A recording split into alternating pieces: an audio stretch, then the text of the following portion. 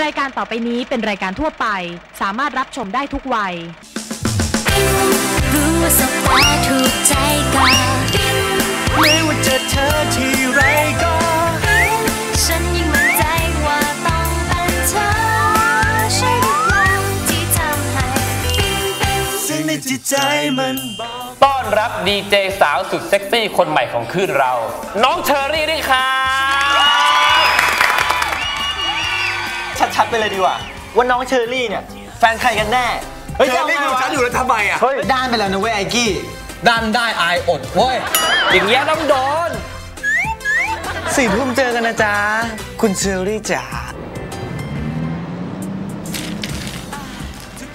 นี่ได้ข่าวว่าพวกดีเจเขาทะเลาะแย่งไอ้หอยเชอรี่ไขมันจุกตับอะไรนั่นครึ่งจะแตกอยู่แล้วนะจริงๆอ่ะฉันก็รู้สึกบาปเหมือนกันนะที่ไม่ได้บอกความจริงให้พวกเขารู้กันน่ะงั้นเอาอย่างนี้ไหมล่ะเธอ2 คนอ่ะก็เอาเงินไปคืนนางเชอรี่นั่นแล้วก็ไปบอกความจริงเอาไหมไม่ถึงแม้ว่ามันจะเป็นบาปแต่มันก็เป็นบาปเล็กๆไม่ใช่บาปใหญ่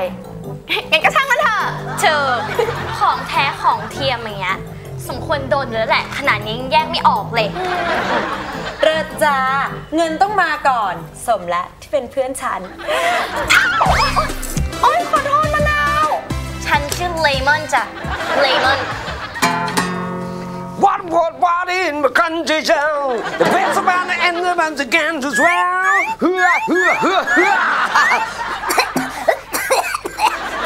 ขายน้ำไม่มีใครเอาน้ำให้กินเลย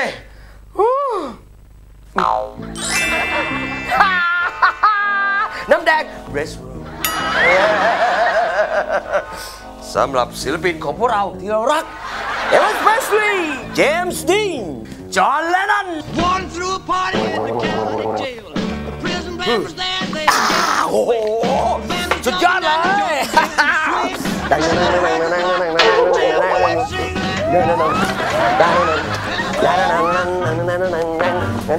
ฮ้ยแกมาทำอะไรเนี่ยมาเอากุมารทองกุมารทองไปอยู่ในเก๊ะอยู่ในไอ้ลิ้นชักเนี่ย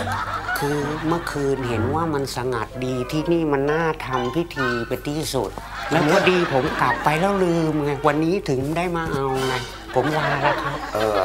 โอ้คุณเห็นน้ำแดงของลูกผมไหมน้ำแดงนี่ถ้าเขาไม่ได้กินนะถ้าเขาไม่ได้กินเนี่ยวิบัติเลยนะเนี่ยทั้งคลื่นเลย